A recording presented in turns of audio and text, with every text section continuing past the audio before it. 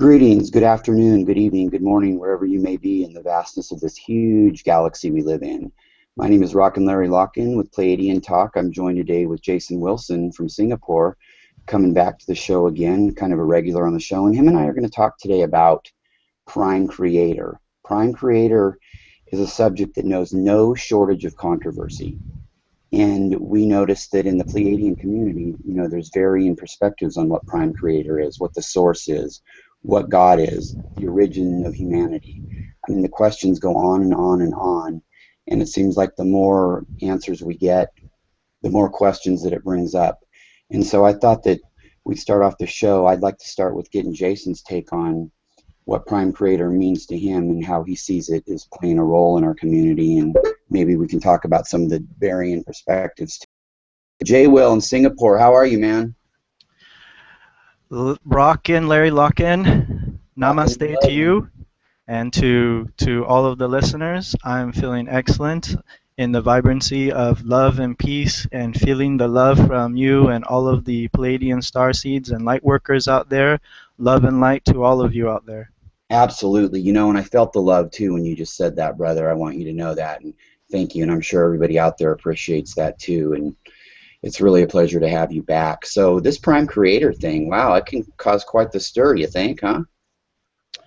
Well, ever since the dawn of time, this is a question that has been kicked around by philosophers and theologians, and I think that every sentient being throughout the galaxy comes to some point where they ask the higher questions of self, who or what am I?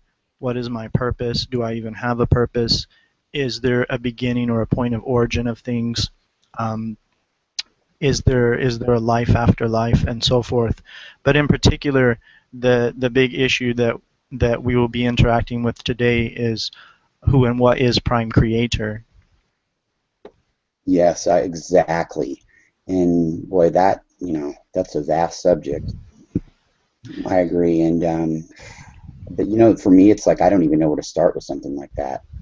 So I'm going to defer to you on this one.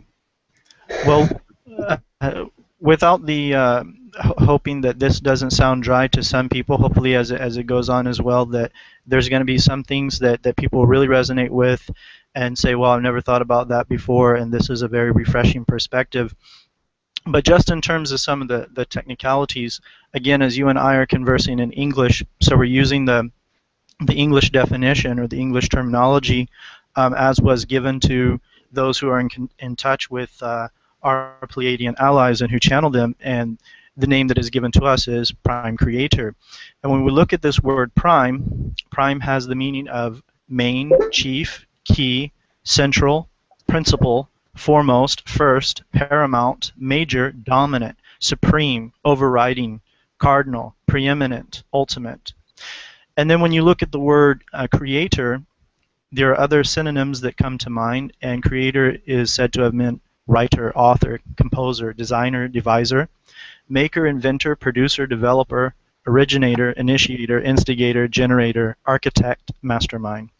So you take those two words together, prime and creator, and then I would also ask for those starseeds listening from other countries in this beautiful and glorious earth that we call Gaia, to take those terms, Prime Creator, and then translate that in your language and contemplate what that means to you.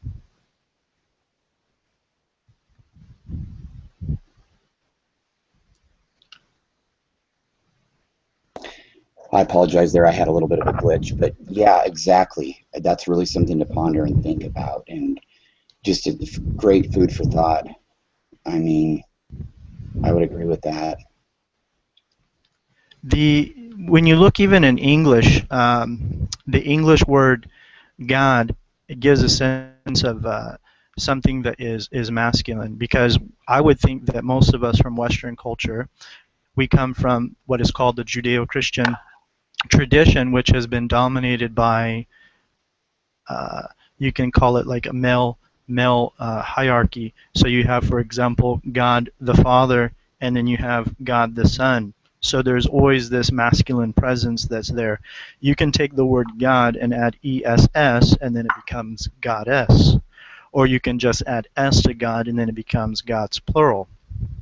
So when we're saying prime creator, what we are saying in the Pleiadian community and collective is, for example, the all, or what is also known as I am, the source. And for us, if you were to ask me, what does prime creator mean to me personally? All encompassing love. All encompassing love. This is prime creator. That all things exist because of that all encompassing love. That prime creator itself is existence. So this is interesting because this is, at least for humanity, people who are working on the CERN Hadron Collider in Switzerland. They have another one that's coming up in Japan. They're trying to unravel this, the source and origins of the universe, and understanding the nature of our reality. But for us, prime creator is reality. Prime creator is existence. So it's not possible in our minds to uh, it's conceptual, the concept of nothingness. Think back to a point in time in which there was nothing. Well, even if you do that conceptually in your mind, you're either going to come up with a room that's like all black and all dark, or all just pitch white. But even that is something, because nothing would be something. Yeah, I've always thought that too.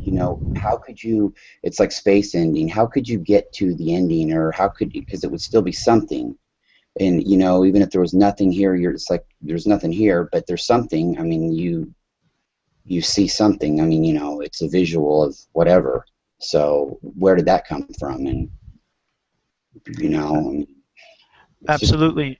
It's infinite, man. It's just so infinite that. And I finally was thinking about this too, driving home. It's funny you say that last night, and I was thinking, well, I can actually conceive that there is no beginning nor ending to time. Okay, there was no beginning, and it boggles people's minds. Well, how could there has to be? People are caught in the mentality for their whole life. I was like, well, there had to start sometime and somewhere. But that's just the thing. It's a loop. It never did start, or it never did end, and everything's all at once, interdimensionally.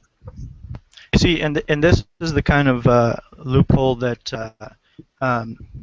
atheists end up trapping themselves in this, because scientists now are looking for what they call the grand unified theory. They want to find a theory that will unify, make sense scientifically and mathematically, the totality of existence. So you have this M theory, superstring theory, and various other models out there that they're trying to put together. So this is where you'll get some people who are like, all of this is nonsense, it makes no sense. Or they'll ask you the question, okay, if there is prime creator, then who created prime creator? Or if there is the divine, who created the divine? You've heard that before, correct, Larry? Yeah, time and time again, man. Like a bad record, yes. So this gets into the problem of what we call infinite regress. So what will happen is, okay, if you say that prime creator was created by A, does it stop there? No. Well, then who created A that created prime creator? Well, that was B. Well, then who created B that created A that created prime creator? Well, that was C. Right? Yeah. And this really defeats the purpose, because from the Pleiadian perspective, prime creator is existence. And from our understanding, existence has just always been. In the Hebrew language is called the ever-living, self-existing. In Arabic, al-hayyu al-qayyum, the self-existent, the ever-living one, ever. And self-existence. That means that prime creator is existence, and this existence is not dependent on anything, but all things are dependent upon this particular existence. We're also saying by this, when you look at traditional notions, let's take, for example, I will say here the Abrahamic traditions probably feel, even though they shouldn't be, because there are ways for them to look around this as well, they probably feel most threatened by these concepts, because they have this concept of a personal God and a personal deity. Excuse me. And here's something for them to think about. If they believe that the divine, as they understand it, created the totality of existence, then the question for them would be, what did the divine create the totality of existence from? Yeah. If they're going to say, well, the divine created the totality of existence from some magic box, some magic toolbox, well then what gave rise to the magic toolbox? So the reality is that everything that in existence was created from prime creator and is in and of itself prime creator. You are God. This whole existence that is around us is God, is the divine.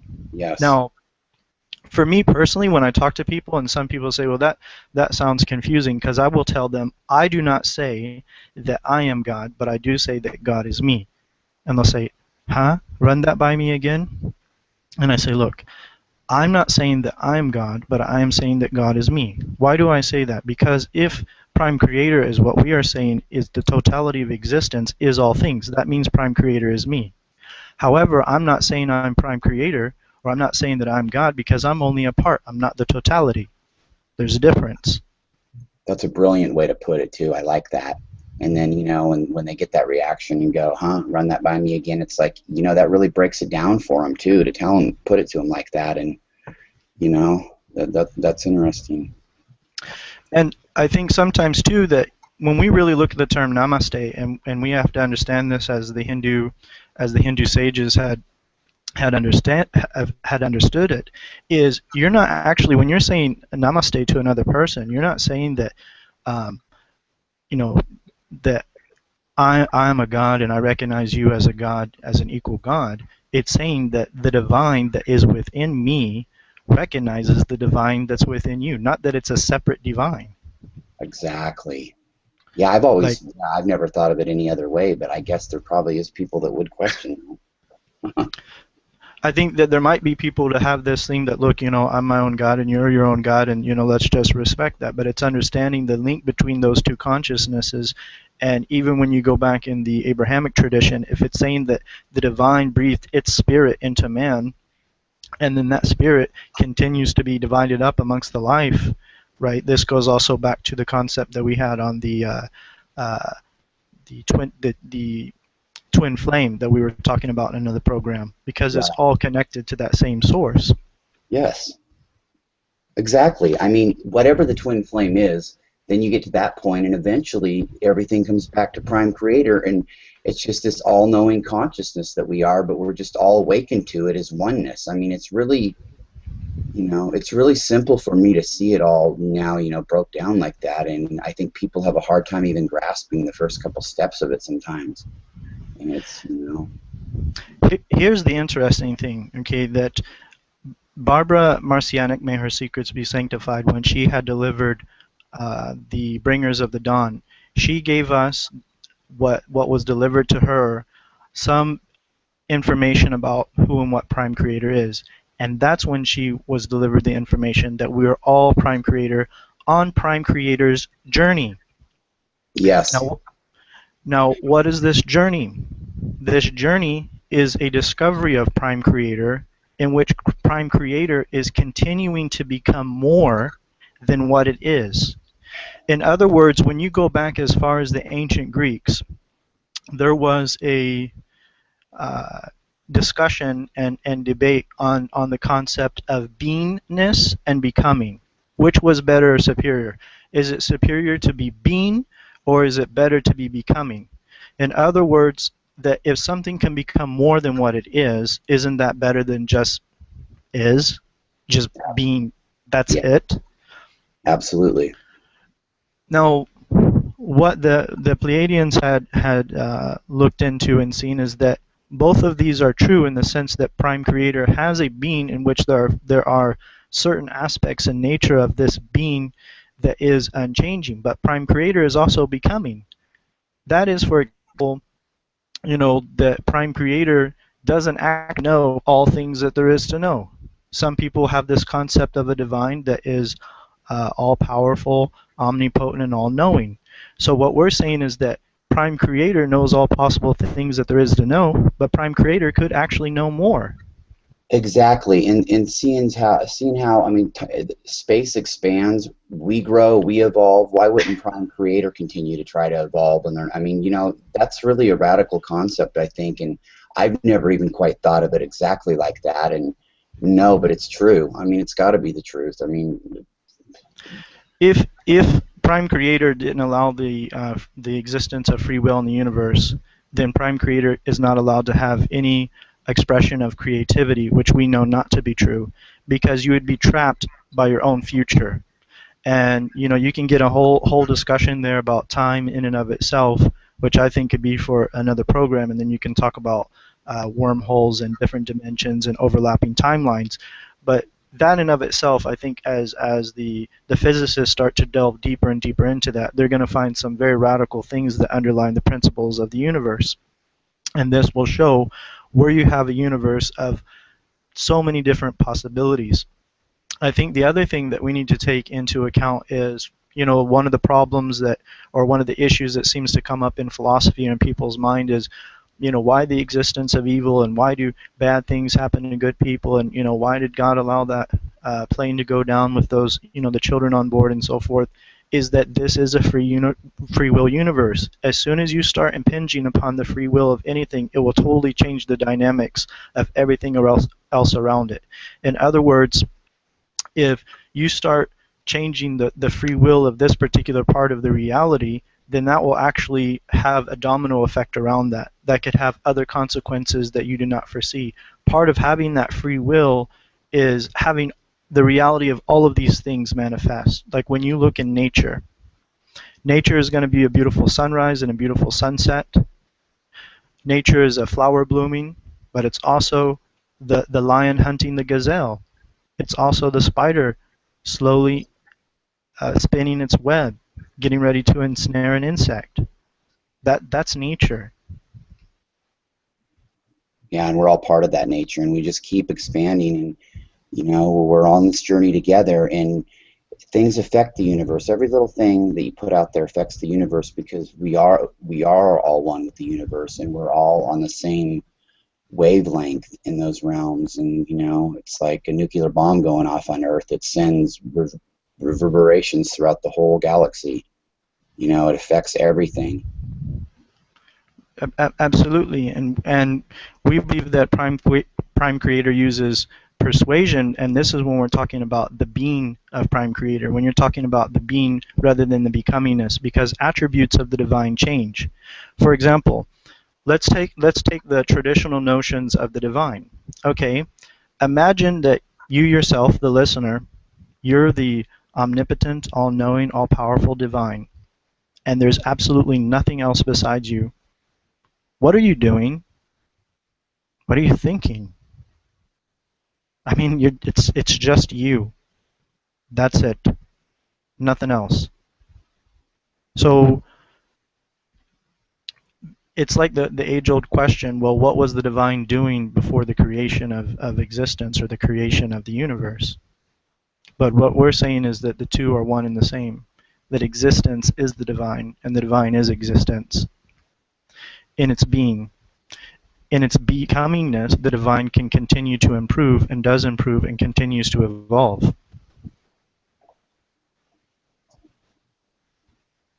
Exactly. Yeah. It's really pretty simple, and I think that it's hard to argue with that kind of logic, and I sometimes have trouble because I don't know how people can see it any other way. And then maybe I think, okay, well, their mind, maybe their consciousness just doesn't think of it, or these are just things that people don't think of. And so it's some of that too. It's not just that people are stubborn. Some people probably just aren't awakened to thinking this deep into it yet. Well, this is why we people get trapped with what seems like very powerful uh, arguments and dissertation, but then when you look at it closer, you find that it's not what it seemingly what it came across as. Like you'll find, for example, again, when we deal with people who are very skeptical about the nature of the divine, and this doesn't make sense, and it's just like believing in bunny rabbits and the tooth fairy. One of the points that is often brought up is, okay, if your God is all powerful, right? Can God make a stone that he cannot move? Have you heard that before? If your creator is all powerful, can the Creator make a stone that it cannot move? Yes, I've heard that before, and I've heard other analogies similar to that, and it's kind of, yeah, I've heard that before. We see where the person is trying to do is trying to trap the individual, because if you say, well, yes, the all-powerful God uh, can make a stone that it cannot move, well, then it's not all-powerful because it cannot move the stone. And then if you say, well, no, the all-powerful God cannot make a stone that it cannot move, well, then again, then it's not all-powerful. So what it is it's actually not even a question. It appears that it is, but it's a logical contradiction, because the person is asking, can God be all-powerful and not all-powerful at the same time? It's just like saying, hey, can we have a round square? Can you make the square? Can you make the square round? Good It's analogy. it's a non-question. Or they might as well be saying, hey, can a dog be a dog and a non-dog at the same time? Perfect. Exactly. That really breaks it down right there, and that's the frustration of kind of that situation.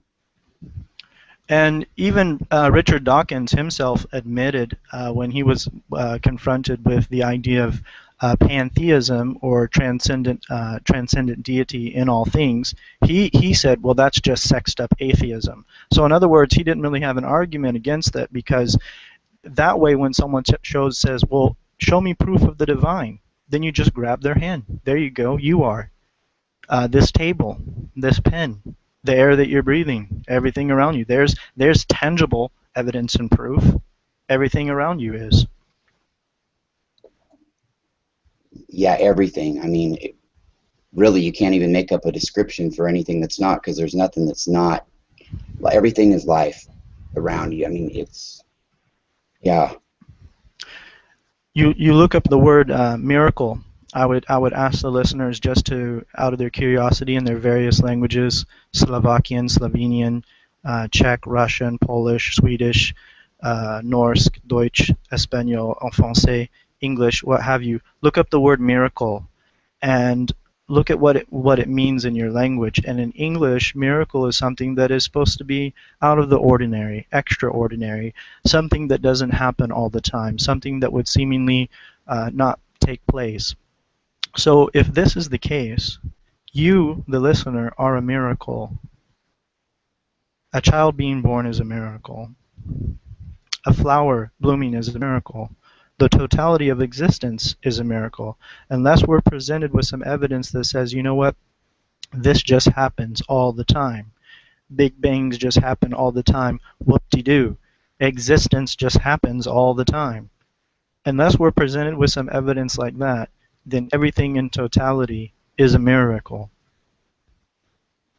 Absolutely. Yeah,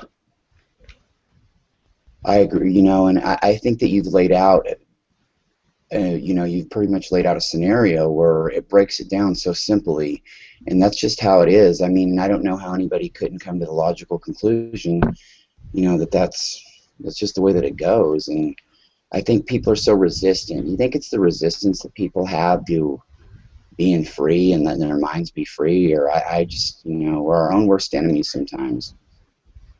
Well,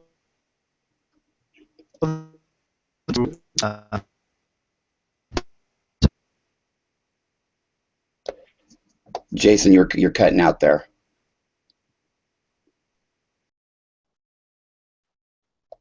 Can you hear me? We may have lost Jason, ladies and gentlemen. I still see him. I see his picture. I see his really cute picture with his tongue sticking out there in the middle. He's thinking, I wonder if he can hear me.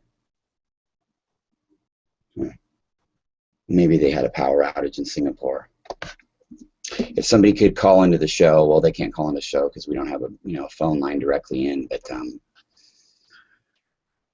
well, I guess while Jason's away right now, I'd like to take the opportunity to thank everybody for listening. Much love to everybody in the Fringe Nation. Much love to everybody in the Pleiadians and all the Pleiadian affiliate groups. I could go down the list. Let's see. Much love to Pleiadians South Africa. Much love to the Texas Pleiadian Rangers, Pacific Northwest Pleiadians, Canadian Pleiadian, New England Pleiadians.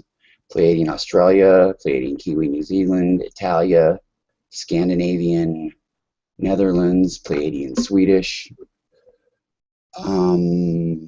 I think I got them all. That's incredible. Well, it was nice of Jason to have his mic go out so he could give me that opportunity. Yeah. Well, let's see. We'll give Jason here another minute or so to come back on, and then maybe what we'll do is we'll just stop it at this point and film part 2 here after a while.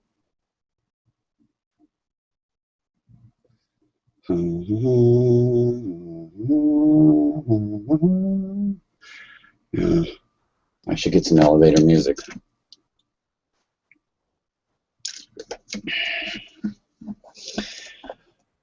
Well,